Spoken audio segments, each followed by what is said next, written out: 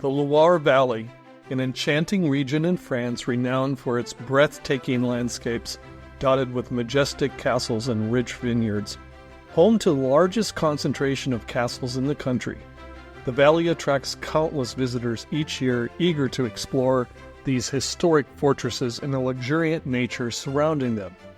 While many of these castles are well known and frequently visited, there are also formidable castles standing as hidden gems, quietly preserving centuries of history and culture. One such treasure is Le Chatelet, a classified historical monument located 25 kilometers south of the city of Tours, in the very heart of the Loire Valley.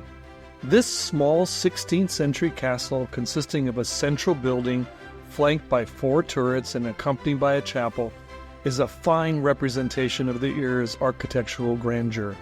Built on a former feudal mound and surrounded by moats, Le Chatelet is unique in that it has remained untouched by time. No modifications have altered its original structure since its construction. In an exciting development for our exploration of these hidden treasures, we are interviewing the owner of Le Chatelet, revealing stories and insights that continue to shape this enchanting site. Join us as we uncover the layers of history embedded within the walls of this privately owned and captivating castle in the Loire Valley.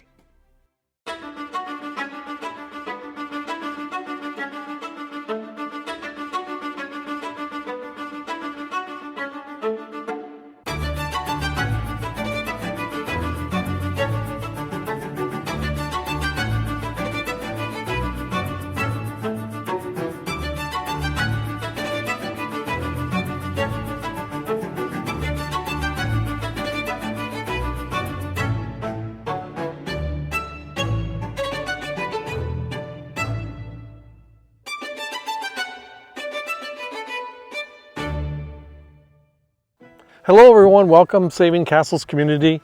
This is a little bit of a behind the scenes for all of you. We are just outside of Thilouze in the beautiful French countryside, taking a look at a beautiful chateau that is our home base for the next few weeks.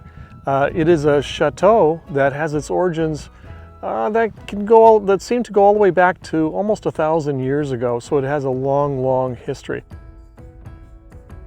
You'll notice along the front here we have actually a moat, and the moat goes 360 degrees around the chateau.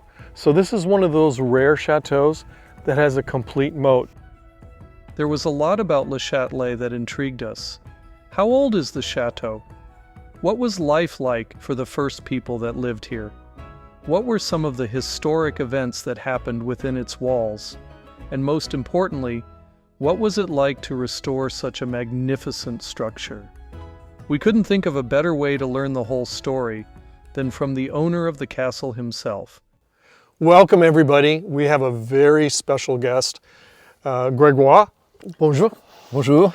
Glad to see you. We are so excited to be able to talk a little bit about a beautiful chateau near Thilouze in France. If you could tell us a little bit about the origin of the chateau. Yes. How long ago was it registered? How far were the records? Yes. Did they go back? And how did you come into possession of the chateau? This chateau belonged to my wife's family for about 300 years.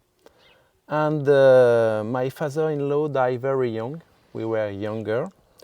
And he was in bad condition, in bad shape, because nobody took care of this place during 1 century.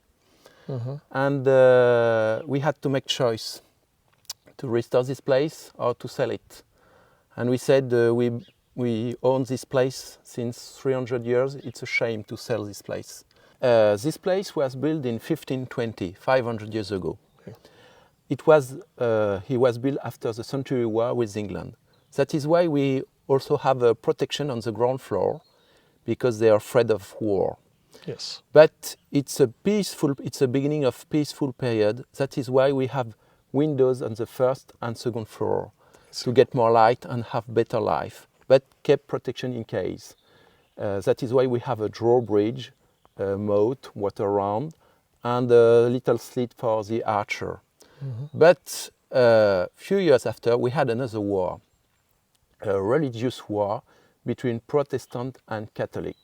And here it was a big fight. And the Protestant won. They managed to enter inside the castle. We don't know exactly what happened, but we can imagine. It was very violent. Very violent. Yes. And after this war, nothing happened. For example, during the French Revolution, nothing happened here. During the Second World War, Louis Masson, French, both nationalities, French and English, wrote a lot of articles in newspaper against Nazis. He lived in Paris during this time, but it became very dangerous for him to stay in Paris. And that is why he came in the Loire Valley. The grandfather of my wife gave him the key to hide him here during 2 years until the end of the war. Because here it was isolated and in bad shape. This castle was in bad shape. That is why it was better for him to hide him here. And at the end of the war, he was alive, and he wrote a book named The Moat. And he described this place with many color, feeling, details. That is why for us it's very interesting description about this place. Indeed, we could see evidence of the relative peace that people were feeling back then with the way Le Chatelet was built. Along the front of the chateau, you will see some of the gun ports on the lower end of each of the towers. The chateau was actually 4 towers. So we're seeing the front 2 towers, and interesting also to note that it is in really a Renaissance style. It's gone through several evolutions of styling over the years, and that is typical for chateaus. They start off in a very different type of design, and they evolve with the fashion of the time and the needs of the owner of the chateau. So we'll walk towards the drawbridge. There's several different types of stones that are used in a tower like this. The stones that are used more towards the bottom that are in the water. One of the most common questions that we get with the Saving Castles community is, do these chateaus flood? Does the water seep in? How are they so steady on a foundation in a moat in water? And in fact, generally many of these chateaus were built on solid bedrock. Could be granite, could be some other types of stone, but that is in fact what's occurring here. You can't see it, of course, because of the water, but it was built on a very solid foundation, and then the moat was designed around the chateau. And we can take a little closer look at the gun ports. You see that if someone during the 15th, 16th, 17th century, muskets were used on a regular basis. So as they would stick the musket out the gun port, they would be able to go back and forth as they protect the chateau. As part of the process, you have done a lot of research into the history of this area and this chateau in particular. You have discovered a little bit about the families that used to live here. And, Yes. And in fact, how long did the chateau stay uninhabited? He was abandoned maybe during 300 years. 300 Because years. when my wife family bought this place, they bought this place to earn money with field around. But for us it was a good thing because nothing changed since it was built. Its original place. It was not so difficult for us to find historical details or everything about this place because we have a lot of archive about this castle from 300 years. But we had to understand the feeling about the building, Yes. the material we need to use to restore this place, all the supply we need, and it's not easy to find the techniques and the supply to restore a place like this. I couldn't help but agree. If one could grasp what life in a castle like Le Chatelet was like back when it was newly built, so much care and precision would understandably go into its restoration. And based on some of the evidence we've seen, Le Chatelet wasn't only built strategically, but it was also built for safety and comfort.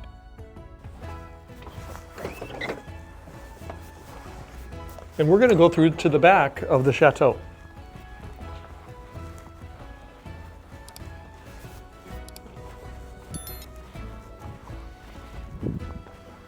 All right, welcome to the back of the chateau. We're going to take a look at the design of the back that has some really interesting features. You'll notice one of the towers on the right and the center section of the chateau and actually the fourth tower. And you'll also see the corner of a small chapel that was attached to the chateau. This was not very common, but we do see it periodically with these types of chateaus. It is a very small chapel. If you look towards the back, we see the back side of the property, which is of course then a moat on the side, but also you'll note that there are no walls around the back. It's simply because at one time a portion of this chateau was burned down.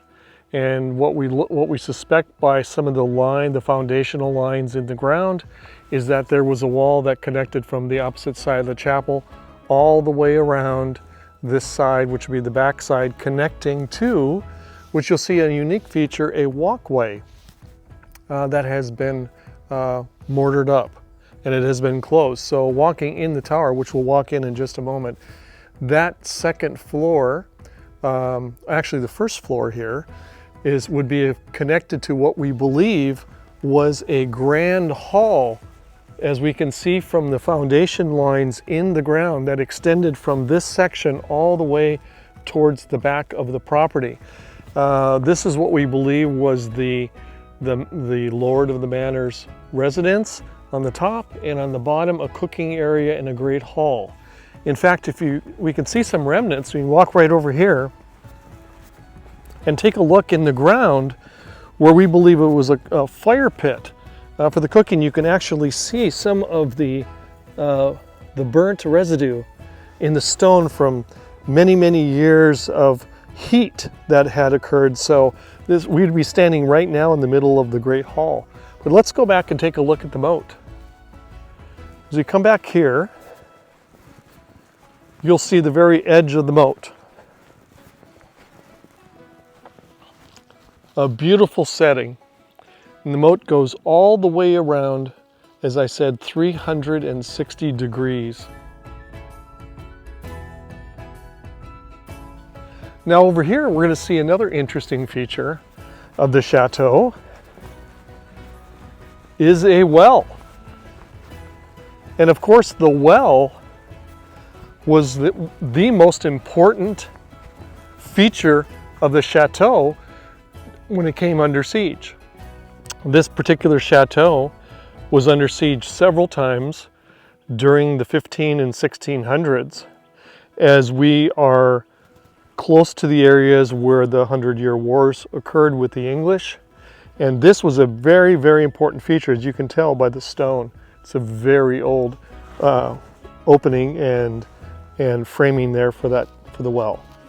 There's not been a complete ground survey done on the back side of this chateau yet, but we suspect from looking at some of the remnants of, particularly in this corner of the chapel, there was some connecting walls that went all the way around the back side of the chateau. Is it unusual to find a chateau like this with a moat around it? Yes. Yes. It's really unusual to find place abandoned like this, original like this. That is why it's listed. In the Loire Valley, you have only 5 private places listed, because during many centuries people used to rebuild, change the building with a new fashion, and here it was abandoned, nothing changed. It's original place. I see. And when I started the restoration, I was surprised because it was a virgin place. It's remarkable to see a castle with a functioning moat, and when we learned that we could actually row a boat in it, we immediately jumped at the opportunity. In the middle of the moat, you can see the outside of the chapel wall, including 2 of the towers on the side of the chateau. You can make note of the gun ports that exist on the towers and all the way around the chateau. What a major obstacle this would be to get past. But today, it's a very unique way to take a look at the features of the chateau.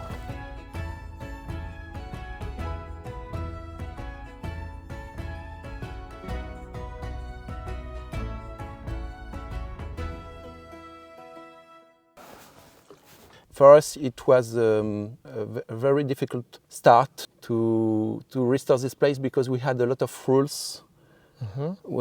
Because when it's listed as National Heritage Building, it's very high level of protection and you have a lot of rules.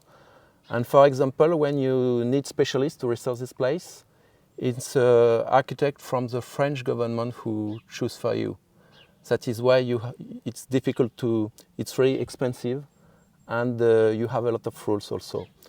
And we start the restoration with the roof and foundation. For example, only for foundation, we have mortar around. That is why we had to dig about 20,000 tons of mud just to check the foundation. And we need this specialist to do this job. And after 2 or 3 years, we had to restore everything else by ourselves because it was too much expensive for us. And we start like this. So what part of the chateau do you consider was some of the most difficult work for you? Yes. For me, the worst things, the most difficult things was to create windows, new windows, copy to the 16th century design. It's really difficult to find help, to find specialists who can help you to do these windows.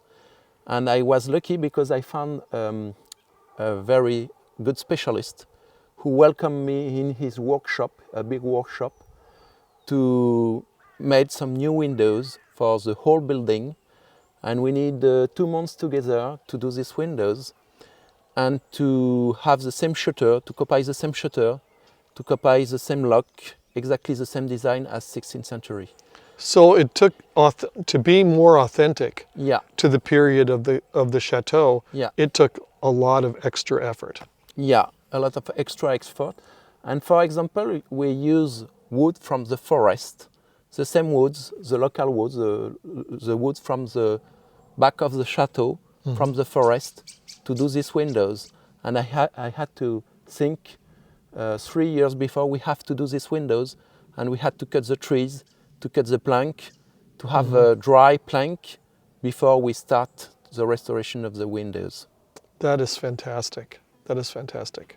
So we're inside this beautiful small little chapel that's attached to the chateau. You'll see some very unique features that are occurring, including these actually been replaced, the stained glass, but it is a very small, intimate style of chateau. There would have at this on these particular pediments religious icons or figures, and we can look up at the style of the ceiling, and all the way up to the top you'll see a crest that includes some roses and flowers that was the crest of the family that originally owned this chateau. Many people around the world are very intrigued by people that dedicate their time in their life to restoration projects with a chateau or a castle.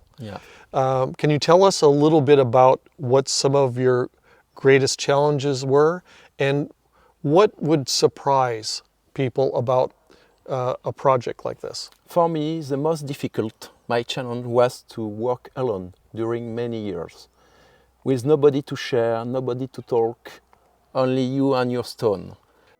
It took Gregoire more than 20 years of his life to restore Le Chatelet, and he says, the work is never done. It starts out as a project. But for most people that take on the challenge to restore a chateau, it soon becomes a lifelong commitment. And what a noble and glorious thing to commit yourself to.